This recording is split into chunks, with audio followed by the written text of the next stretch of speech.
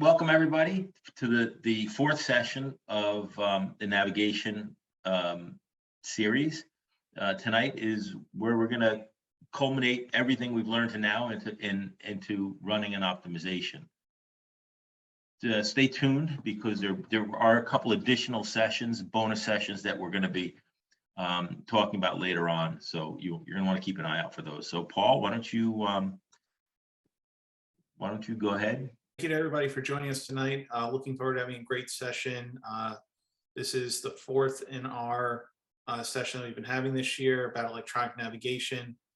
Before we jump into the details about optimizing routes, we wanted to share with you a few details about Raritan Yacht Club. We are located in Perth Amboy, New Jersey, tracing our history back to 1865. We sail all year long between competitive Wednesday night racing to various different cruising events throughout Raritan Bay, Long Island Sound, and beyond.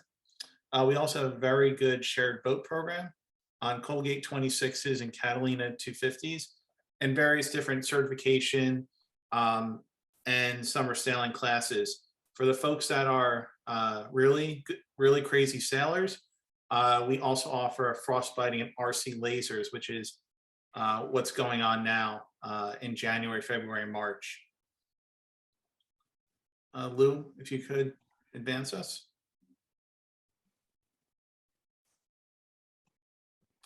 Yep, and we have other events coming in the future. We have a big event coming this Saturday. So you want to buy a boat. We've been talking about electronic navigation, and if now you want to go out and sail to a destination, your first step is to go ahead and buy a boat. We will be having at 2 o'clock on Saturday, Arns Reinstad from the Annapolis Sail Yard. He'll be telling you all the great things and all the tidbits that you need to know about when you're going to buy a boat. We also have another session in about a month from now, environmentally friendly boating, which we are partnering with the Sailors for the Sea. Also, don't forget about our big event at the end of March, which is BVI Day. There will be live music giveaways, complimentary painkillers, moorings, the British Virgin Islands, and Sunsail will be there to have a great party at RYC. And we look forward to seeing you there. So I would like to, as we get into this, again, I'd like to thank all of the members and non-members that have been a huge help in putting this series together. So Gary Knackman, Kelly Robinson, Eric Blumenkrantz, and Dale, who's been doing QTVLM. Thank you to all you guys for doing this. Again, just the standard Zoom meeting reminders, which we're all getting sick of by now. Please stay on mute. So when you're not talking, there you can put all questions in the chat window. And as I'm sure you've seen the message, we are recording this. They will, again, as you've seen already, no doubt, the recordings and the slide presentation we posted on our RYC social media site, so you can look for it there. Okay, so if this class is we're gonna learn how to optimize a course, how we do it, and what it means, and how to review it. A quick overview of our last session. We talked about weather models, where to find them, how to download them, and what they mean. Both weather, sea state, currents, and we were concentrating pretty much on just via the web. In some of the advanced topics, we're going to talk about some of these more advanced ways to do it. We talked a little bit about the sail docs and the email method. All right, so let's just get moving. As our program has been, or I'll usually go over an overview, just kind of run you through some screenshots, just so that in the future, if you need to refer back, you can refer back to the presentation. And then we're going to be doing Expedition first, then QTVLM, just like we have been all along. So once I go through the Expedition slides, Gary is going to gonna do a live demo of optimizing a route in Expedition.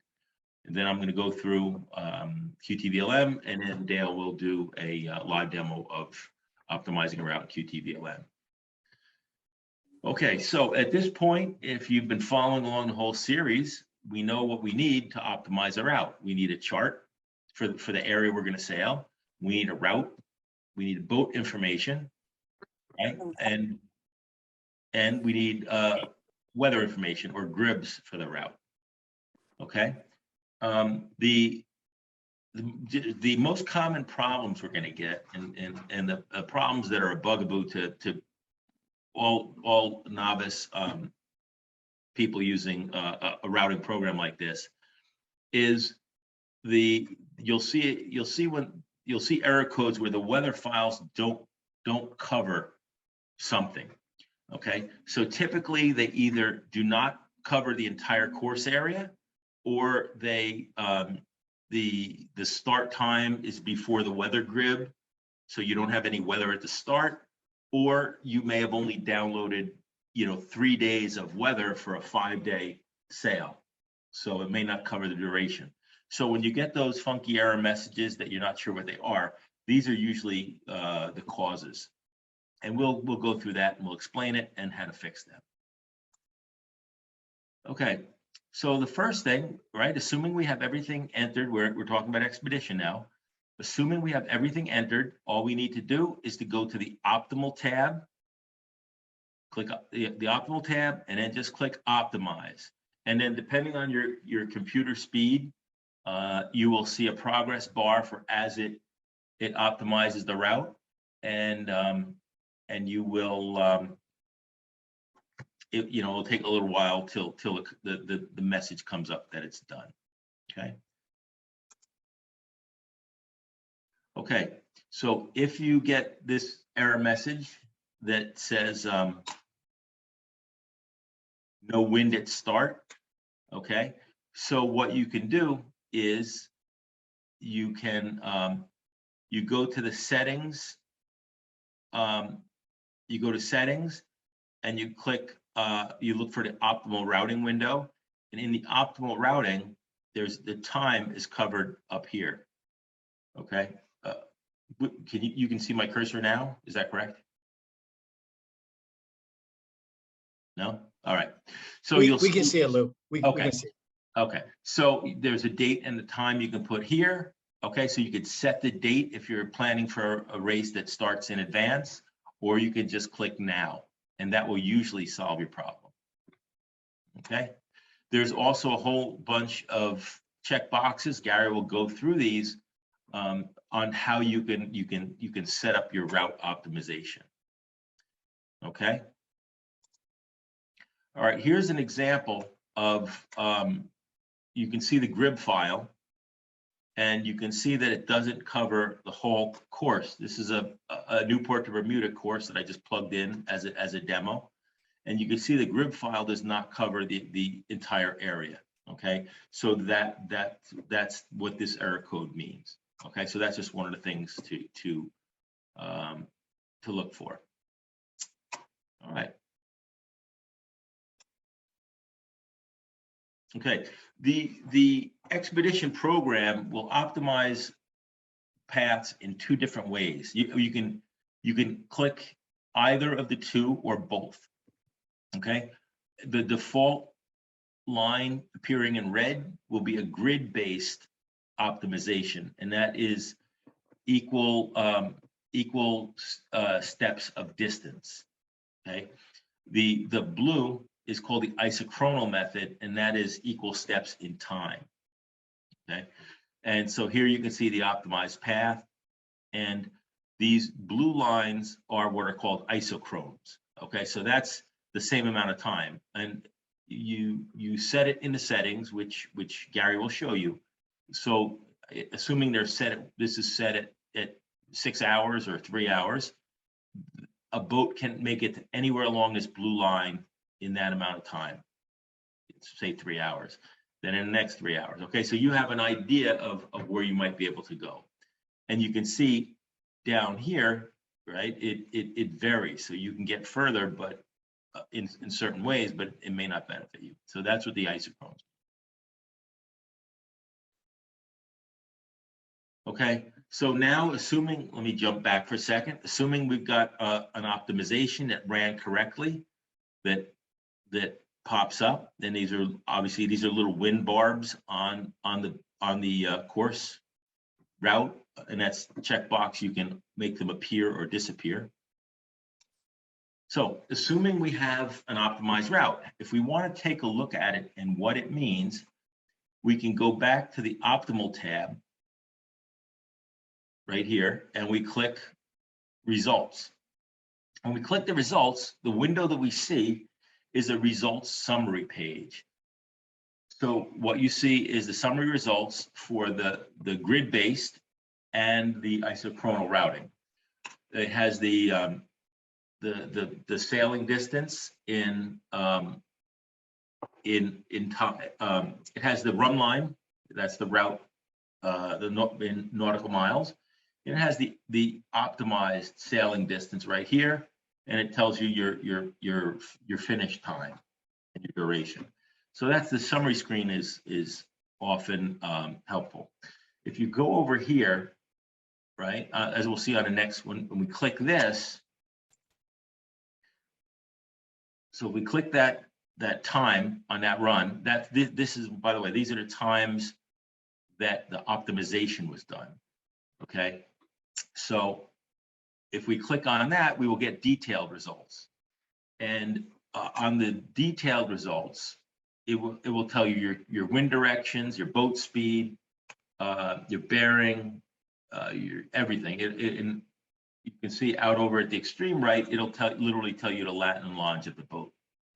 Okay, and this is also, you know, when we're talking about polars and how you can move your polars around and things, that affects that. And then if you have a sail chart, we talked about a sail chart being loaded, it'll also tell you the sail that should be up, and which is also helpful because it will alert you to when sail changes. Given everything remains the same, it will tell you the approximate time where a sail change will be necessary. And one other suggestion, you can also rename these runs. So sometimes it's handy to rename them as to what Grib was running with them, or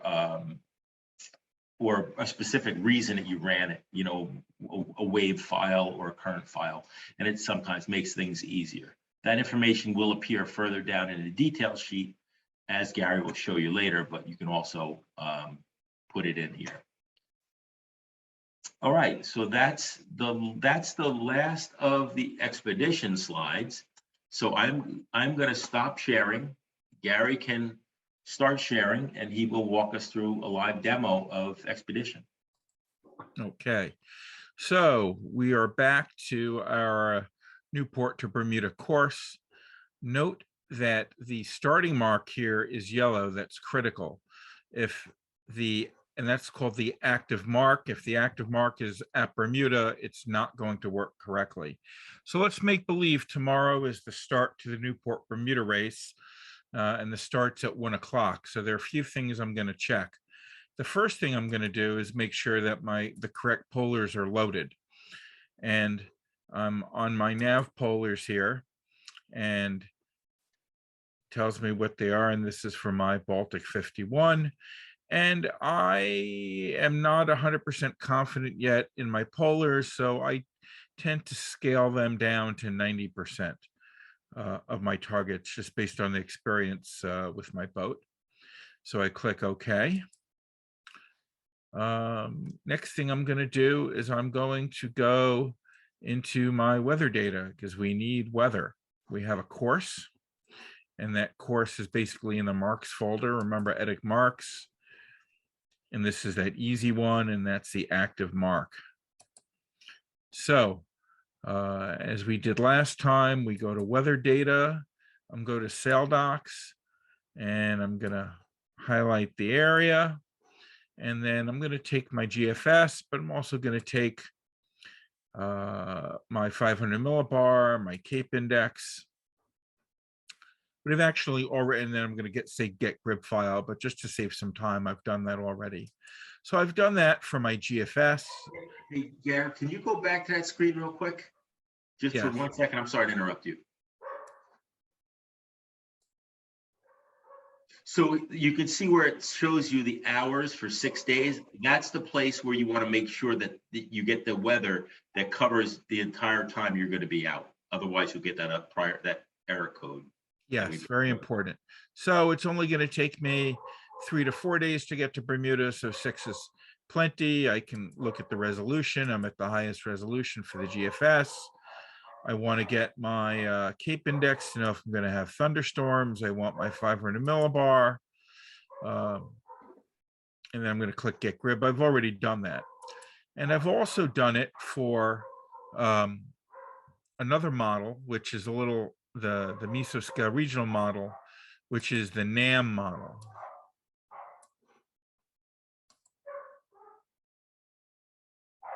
But what I haven't done is downloaded my wind wave.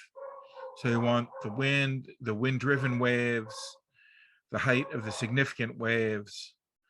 I want that for 6 days, and I'm going to click Get Grib. Then you can see that it's thinking right here. It's downloaded it. Let me check where it went. Weather data, settings, and right here you can see it just downloaded WW3. So what I'm going to do now is I'm going to run a optimization, but I still have to check my optimization settings. So I want to optimize tomorrow at 1 p.m. I've already set that at 1300. If I want to do it now, I'm leaving the dock. I can just click now.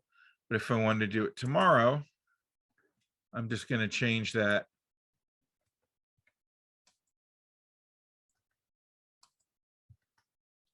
Okay. I'm going to use medium resolution. For me is fine. I have no idea what this initial scan angle is. I leave that alone. I have the isochrone resolution at 6 hours, grid resolution 60 miles, intervals. I'm going to keep 100 routes, and I want to shade time sensitivity.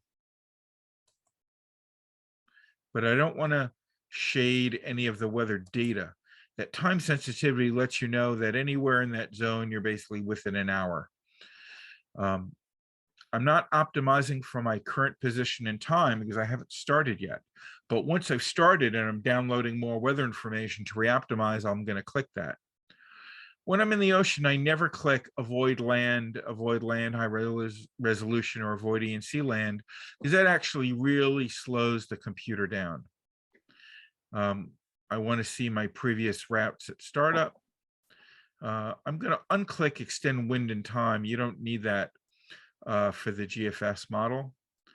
I want to display my optimal routes, my isochrones, my reverse isochrones, which I'll show. I don't want to show the paths. Those are all the combinations and permutations that the computer is going to figure, and it makes it pretty messy. I want to see my wind barbs on my route. I want to see the current on my route, and I want to see the time sensitivity. So that's set up, all set to go. So just to refresh here, I've got my settings. I'm going to just do a simple GFS ignoring the current. And I go to optimal, I click optimize. And here's your little progress bar.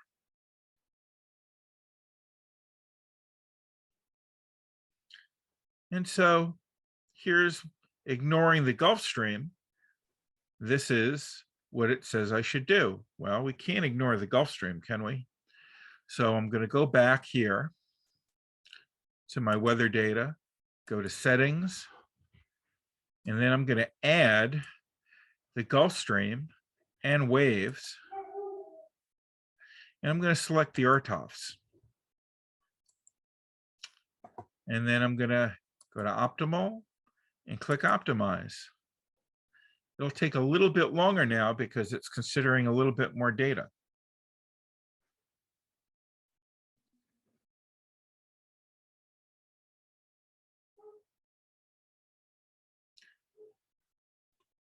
So while that's thinking, these, the ones that are curved, that are concave towards your start are the forward isochrones, and the ones that are kind of curved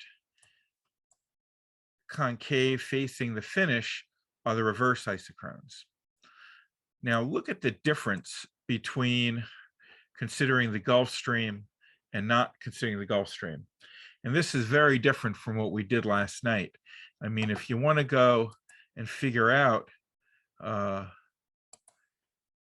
what it's telling you, it's saying, boy, it wants you to go 89 miles off the rum line.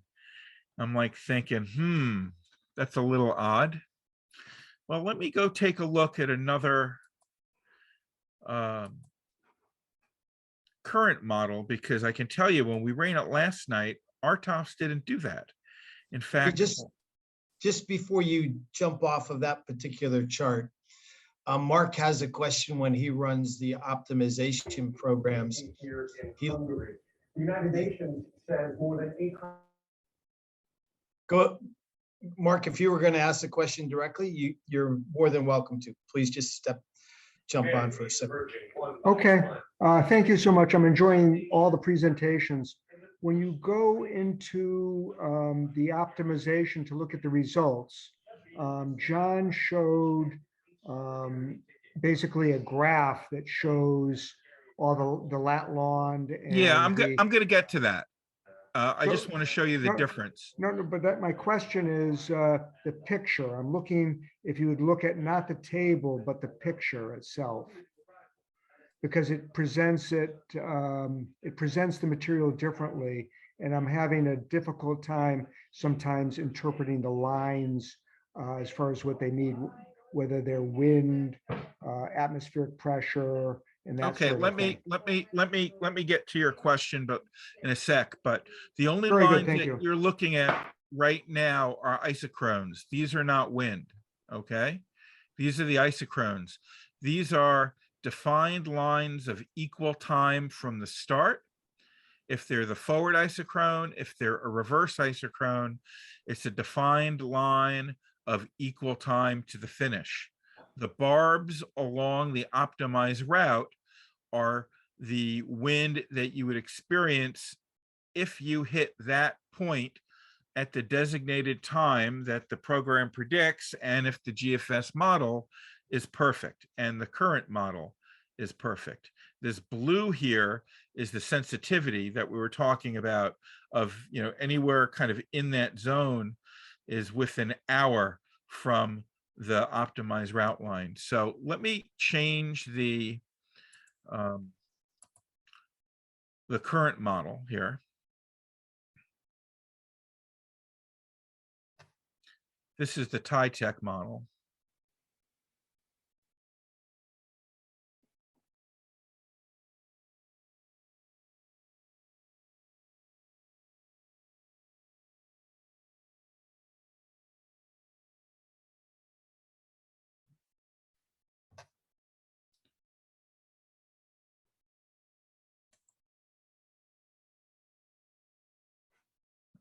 Did I not click the right thing here? Let me see this for a sec.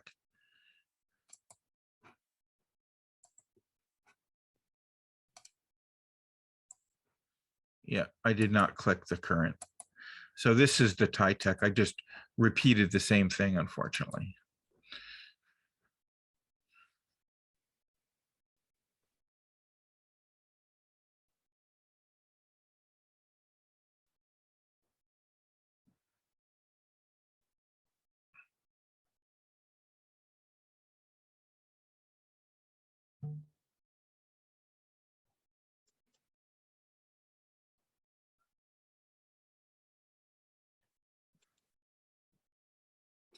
Okay, so we're going to change the color. We're going to make this one that has the TITEC, we're going to make that red.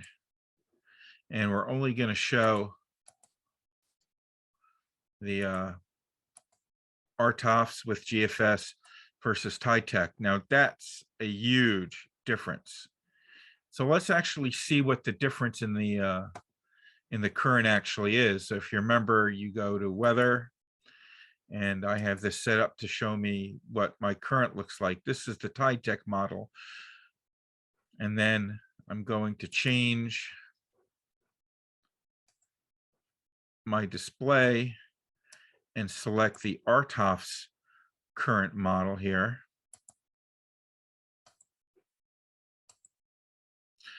Very different. Yesterday, this wasn't here. So I would really ignore the RTOFs and I would use the TITech model.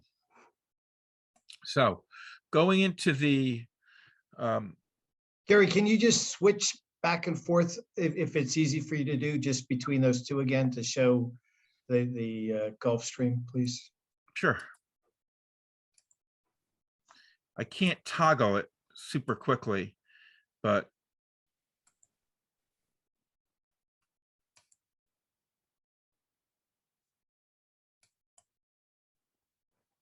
so basically there's a giant meander and an eddy over here, according to RTOFs, that the TITech doesn't agree with. And yesterday, RTOFs didn't agree with itself here. So I think this is just noise from a model. I don't believe it, but make your own decision. So now I want to look at the effect of different wind models. So I'm going to go back to my wind data here. And then rather than using the GFS model, I'm going to use the NAM model.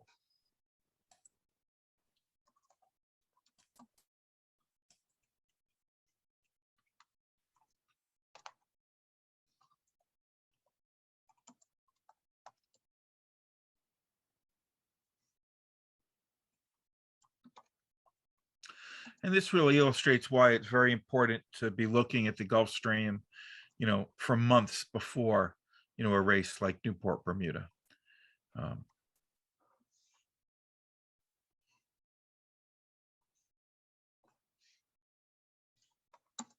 Okay, a little different. So let me go change that color. So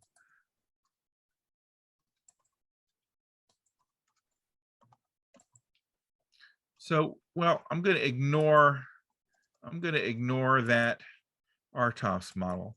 So looking at the GFS versus the NAM model, they pretty much agree with each other, at the bottom of the course. There's probably about 30, 40 miles different here. But to be honest, what I'm really going to do is I would kind of insert a point about here where I kind of want to leave the Gulf Stream and then use my HRR model, which is more accurate, close to shore, to kind of decide that. So when I go to my results, let's take a look at what the GFS model is showing. And I previously downloaded all this and I changed the names, but this is okay. So it gives you your mark, your time, your sail, true wind angle, true wind speed, targets, whatever you told it to download, basically. And then to confirm that you're looking at what you think you're looking, look at the bottom here. This tells you it's an optimized distance. So it's basically adding 26 miles from the run line. Is it worth that? Probably on a long race like that. It telling me what time I created it, what my polars were, if I had any offsets on the polars. And it also tells me, what model that I was using as well.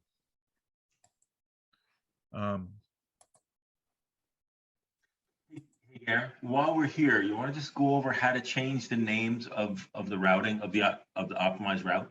Sure. So getting into your result folder, you click on it. We're going to call this NAM.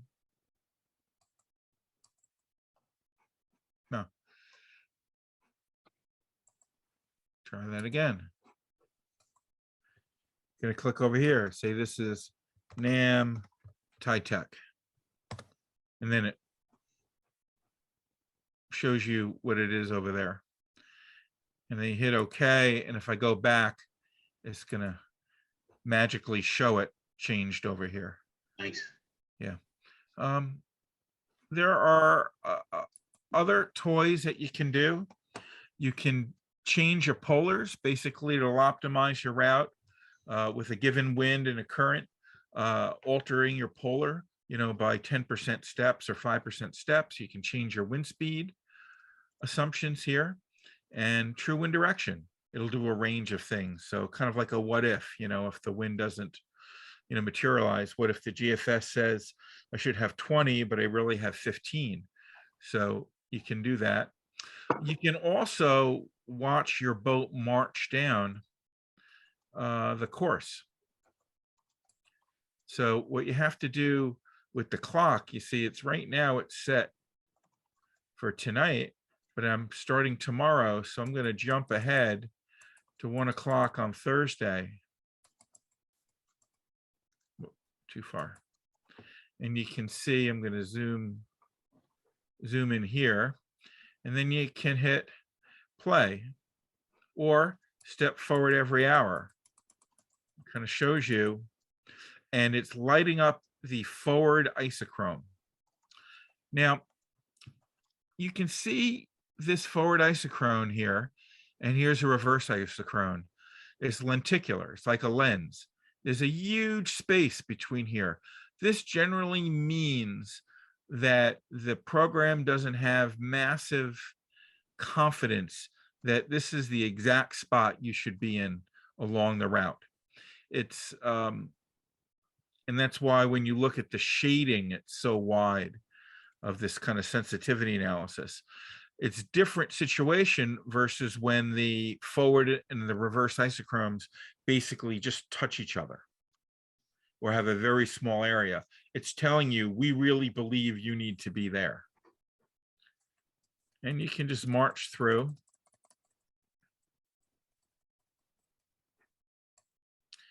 If I want to know what my wind conditions are there, I can put my tooltip and put it over the spot. Saying, gee, how much Gulfstream is there? 3.7. I forgot to upscale my Gulfstream current in the optimization, which I did mention that I normally do. I would probably raise it about 30%. And you can just hit play and it'll march all the way down.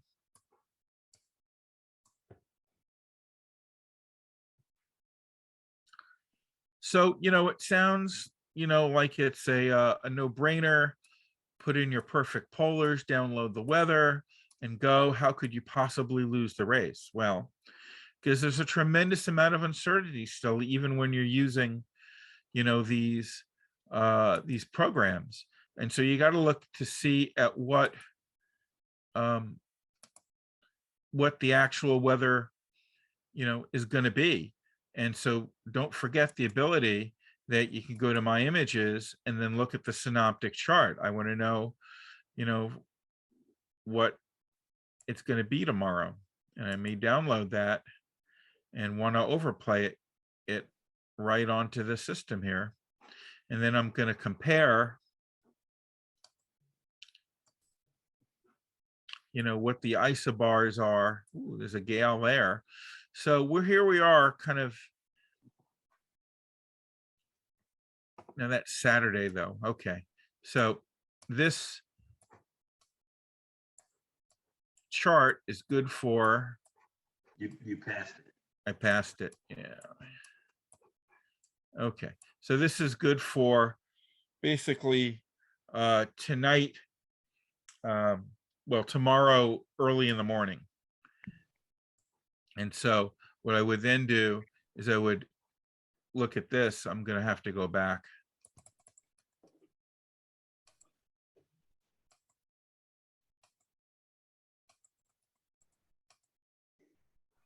About that. And so, John.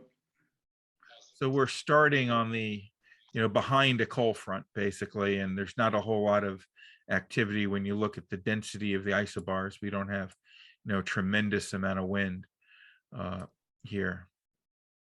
And then you can watch if we hide that, and you can just watch how the isobars are changing.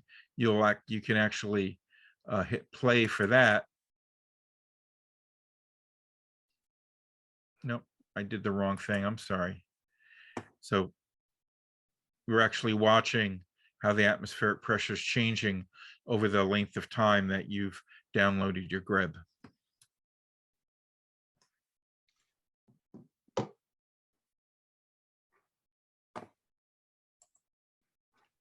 All righty.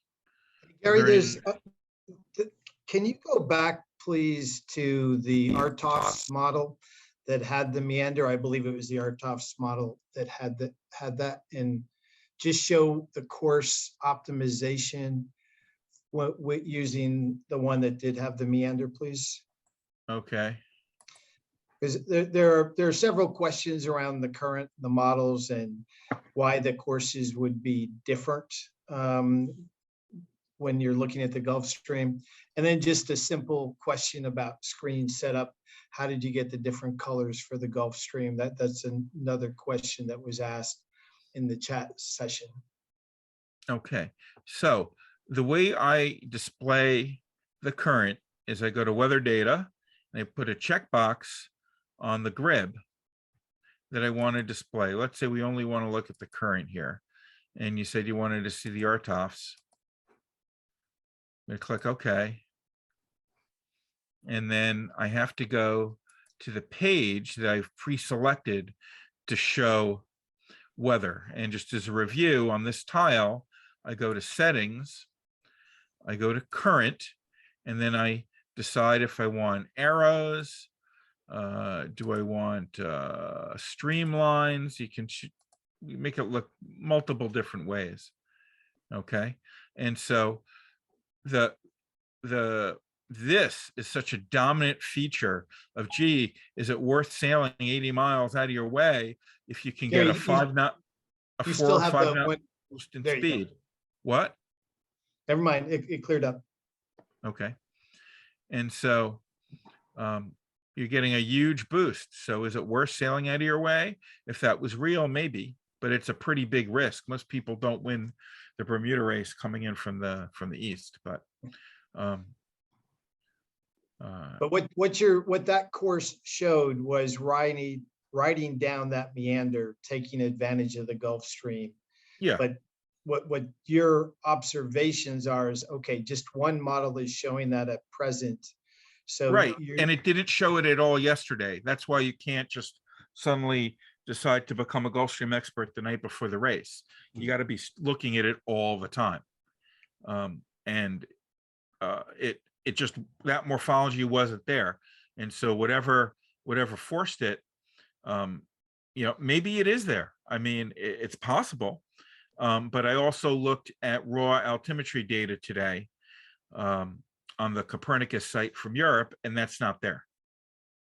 So one of the other questions, other questions was around the models and how do you look at one? Why do you look at one? Are there other models that you can look at? And which ones do you have access to that you can pull into Expedition or some of the other electronic software? So maybe if you just go to where you selected the two models, I'm not sure if you have other models in there or not. Okay. There is another current model that's freely available. I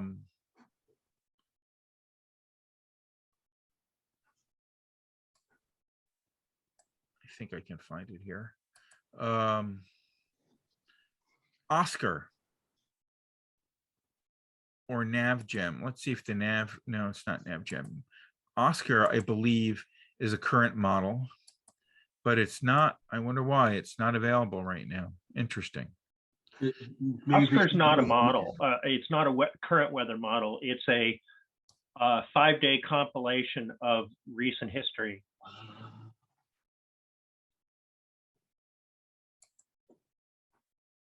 Yeah, but the Navy model, I forget where you can get the Navy model from one of these. I don't remember. Maybe Noah has it. Let me There's look. NCOM. Yeah. No, it's not here. NCOM. Yeah, it's Yeah, but NCOM you can't get. You have to get it through. I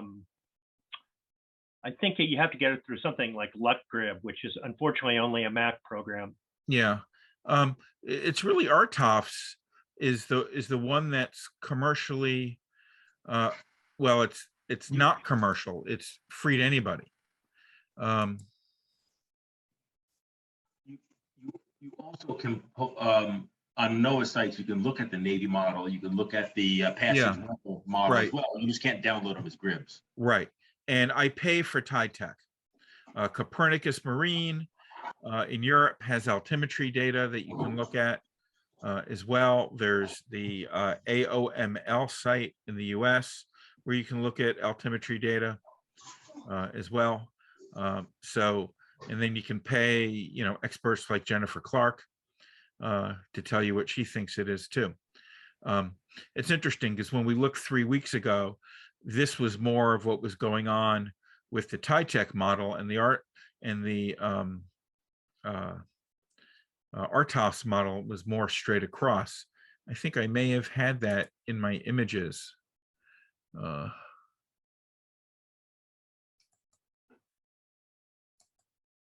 Yeah, well, this was the altimetry data from 2 weeks ago. So it looks like it's saying that the stream has stopped flowing here and it's going into this big eddy. And I just don't necessarily believe that.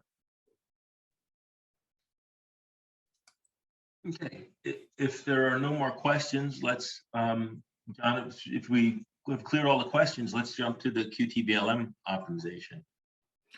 All right, the only other thing I failed to mention was with the results, you can export them. You can turn them into let's see, this one, that's what I want to look at.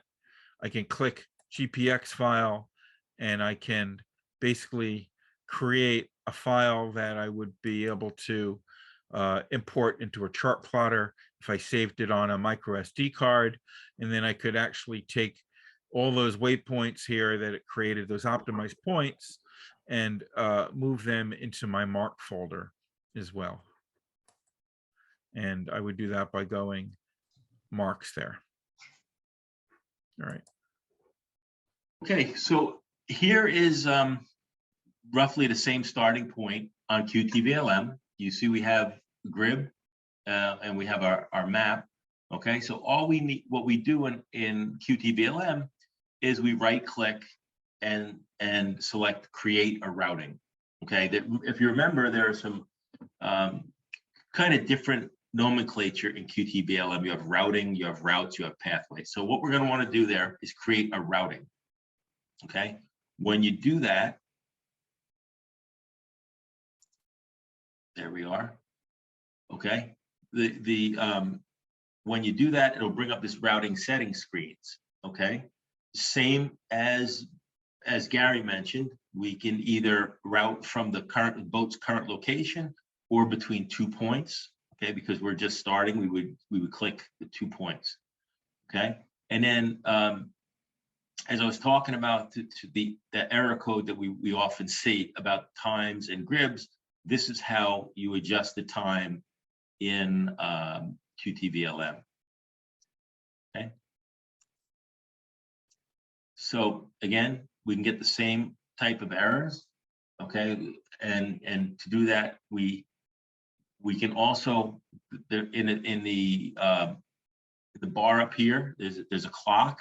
You click on that, it will tell you the start time, and you can go back and check that prior screen to make sure your start time is within your GRIB time. This is actually your GRIB starting time. Okay, so you see the GRIB here starts at 1800 hours on the 1st. You click the clock, and it'll tell you when your race start was. So that's how you deal with that error code in this program. Okay, so it's a kind of iterative process. It happens a little bit more graphically on QTVLM. So the first thing it will do is you'll see all the isochrones, and QTVLM actually starts with some denser isochrones near your start of your race and near your finish. And with the program just assumes that there's going to be land and things like that. So that's why it does more accurate calculations, and it spaces them out in the middle of the in the path, or the middle of the route. Okay, and it'll tell you, it'll come up with the window when it's done, and it'll tell you when your arrival is and how long it took to calculate. Okay, if you on that, let me jump back a couple slides prior. If you see this box, it says convert to route using this. So once it completes the routing here, then it will jump back and create a route. And what it does is it takes all of these points where these isochrones were calculated, and it simplifies them. And this is a midstream picture where it starts. Dale is going to talk a little more about this as it happens, but it'll take all these points and then simplify it and find all the redundant points, and then it'll come up with a simplified path. And on this path, you see the wind barbs on the path.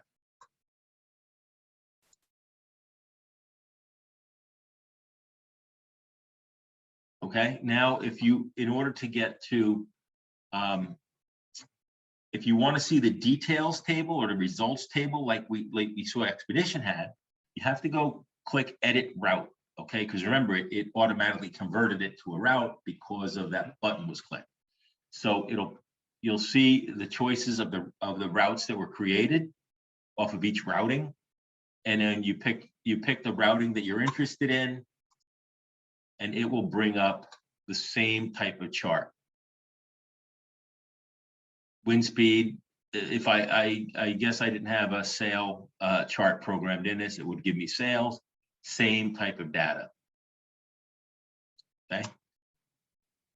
All right, so now I'm going to stop sharing, and Dale can give a live demo. And I know he also wanted to talk a little bit about the polars in this as well. So I'm going to stop sharing, and Dale, you're good to go.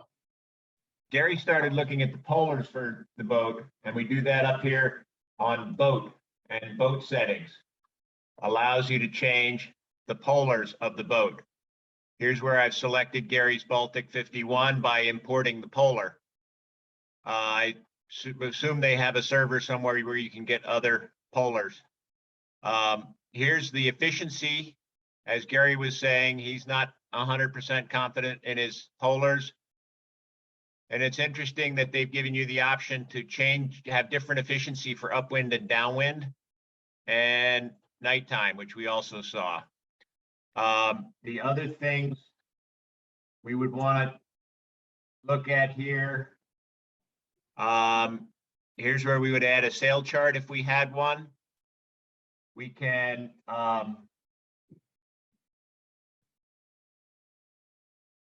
change. If we're cruising, we might want to have a minimum boat speed that we would be sailing before we turn on the engine, which might be an easy thing if you were trying to make a passage in a cruising boat. So that's how we set up the polars on this. The polar file is not directly compatible with an Expedition polar file. It's a .pol, which seems to be some sort of a standard. Then we need to download weather, which we did by downloading from SailDocs. We can download a GFS, we can download the wave model, we can download the RTOFs. And when we select all the things that we want to download, we send an email. And this was what we demonstrated last week. It sends out an email request to SailDocs. We get back an email reply. We have to save those to a folder and then open them in QTVLM. So I click on Grib. In Grib slot 1, I want to open my GFS wind model. And In grid slot 2, I want to open my RTOF's current model. And in grid slot 3, I'm going to open the wave model. We're controlling what we're seeing on here by the grid configuration. I clicked on the little windsock to get this. And so our background is a current map. Our main arrow is the wind. We probably have some sort of a small arrow that's the currents. So that's what we've set up as far as this screen. This is the RTOS grid model that we were just looking at, the current in the Gulf Stream with this meander. I don't have access to a Tide Tech model, so I can't do that. So now we've got our polar set up, we've got the weather set up, and now it's time to do our optimization. Remember, we had a couple of different vocabulary with the QTVLM. We have pathways. Pathways are what Gary would call a route. So this is the route that I've set up. It goes from Brenton Reef off of Newport to Kitchen Shoals off of Bermuda. And in QTVLM, then we use a routing to create the weather route, and then we simplify it and make it into a route. So that the output is going to be a route.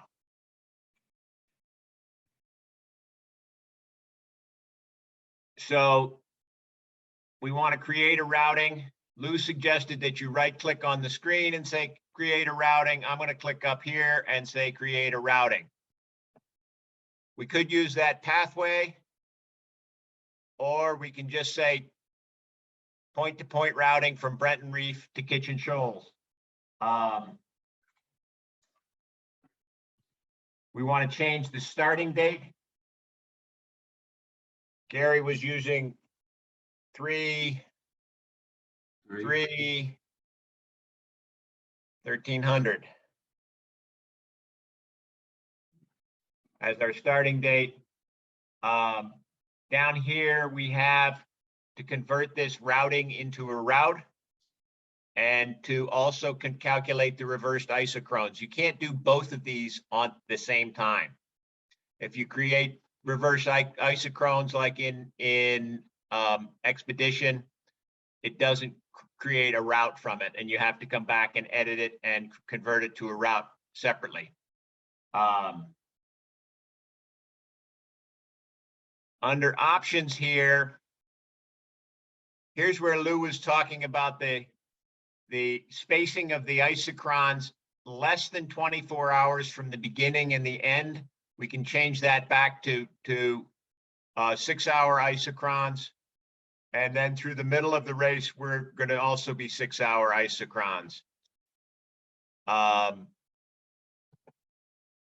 this is a section where we can change some of the configuration, some of the conditions under which we want to route. If you aren't in a race and are looking to make a passage, you may want to generate routes at different times. So you could have routes for 3 days separated with 6-hour steps. We could also vary the wind correction or our polar efficiency. Or we could also create routes with different grids.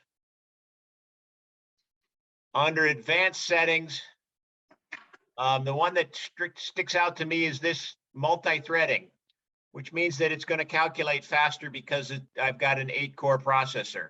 It's really stood out to me that QTVLM is calculating these routes much quicker than Expedition. And I'm not sure it's just because I have a newer computer than Gary, but could be because it's multi-threading. Also on this advanced settings, we can set up some weather limits for what we want to limit ourselves to, a maximum wind or other maximum weather like Cape. These are all set to be very extreme settings, so there's really not going to have any effect on our routing, but we might want to limit that at some point to route around a storm or a suspected area of thunderstorms. So that's how we set up our routing. I am going to convert this to a route. I'm not going to do the reverse isochrones. Gary showed you what that looks like, and I would just be calculating something new. So that's done in that quick amount of time. And I've got 4 days, 13 minutes, 13 hours. Now it's asking me, do I want to simplify and optimize this route? And I'll hit OK. And it goes through and it deletes the waypoints. It's done a sort of a piecewise linear approximation to that detailed routing it had calculated. And now we're going to optimize that simplified route, and we've gotten to even fewer waypoints on there. So that's our route that we've created. It's kind of hard to see. If I turn some of these grids off, we can see it a little bit better. And I was using the RTOF's current model, so it's gone way out east, just like it did in Expedition. So we want to be able to look at this route, and we do that by editing the route and looking at the logbook. This shows us the weather conditions that we downloaded at the different times throughout the race. I'm sorry to interrupt you, but just to highlight that, because I missed that in the examples that I did. There's the detailed thing that we saw in Expedition is going to be available by going to the route logbook in QTVLM. So I just wanted to highlight that for any of our QTVLM users. Sorry to interrupt you, Dale. Okay. And the summary that Gary showed, here's the sort of summary of the race that you've got, the conditions, the distance traveled. It's over 100 miles further going that far east, and the maximum winds that you're going to expect, and the times that you're beating or reaching or going downwind. One interesting thing I found was if you had multiple routes that you'd created, different ways that you've named appropriately, you would be able to easily compare the statistics for different routes using the route comparator. And I only have one route to look at on here, but I could have many routes like Gary did and just see the statistics for all these routes compared in a table. I thought that was a pretty interesting thing to do. Also, when I have my routes, I can export the route to a GPX file and save that on my computer and upload that to my chart plotter. And so that's how we would create a route, an optimized route in QTVLM. I guess we could take questions if there were any.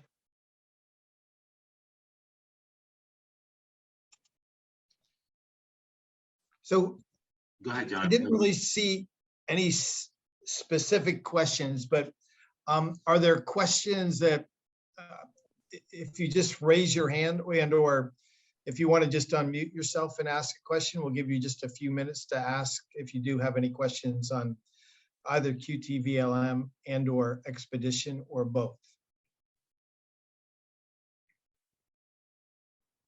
John, you answered a little bit in the chat. My question is for routing during a race, for example, during the most recent SORC race, they specifically put into the notice that we were not allowed to use any paid subscriptions. Correct. Some races do allow that, but because they didn't, therefore we couldn't use Predict Wind.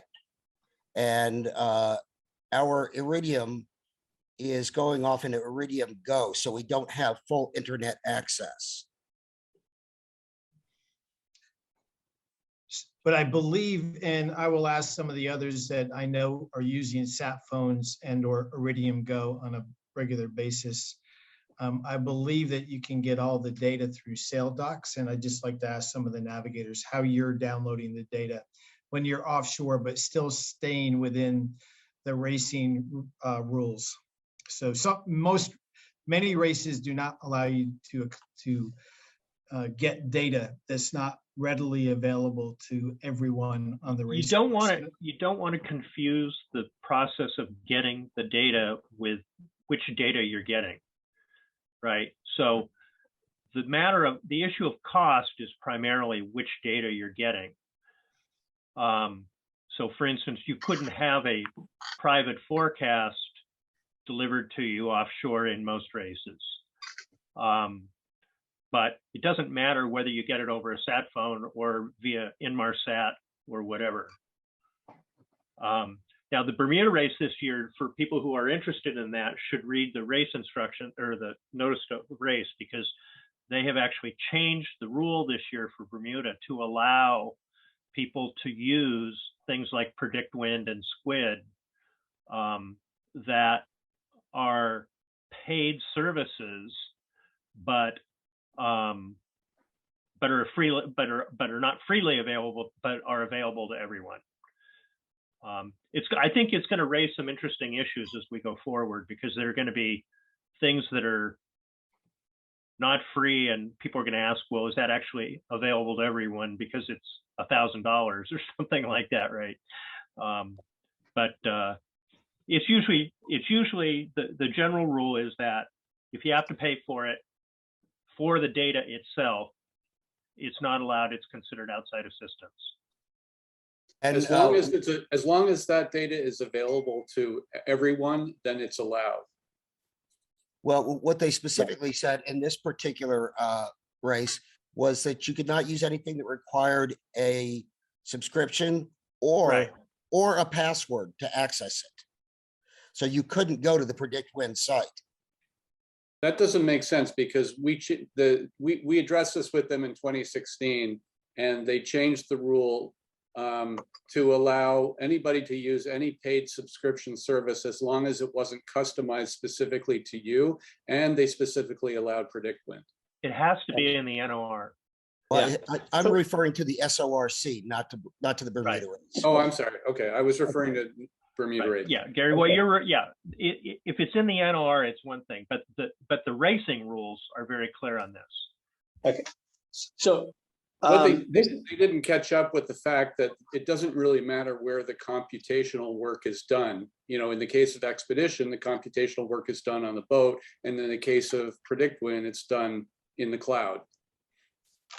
yeah, so this has been an ongoing issue forever, and an argument that's been used successfully in the past is technically, if you use a sat phone, you're paying for a subscription. It's just a method of communication. And how were they different? And I've won several appeals in the past based on that.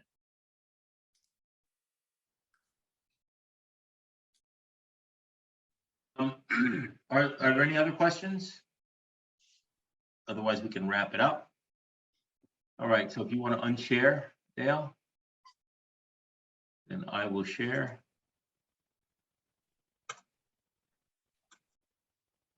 Okay, so what I'd like to,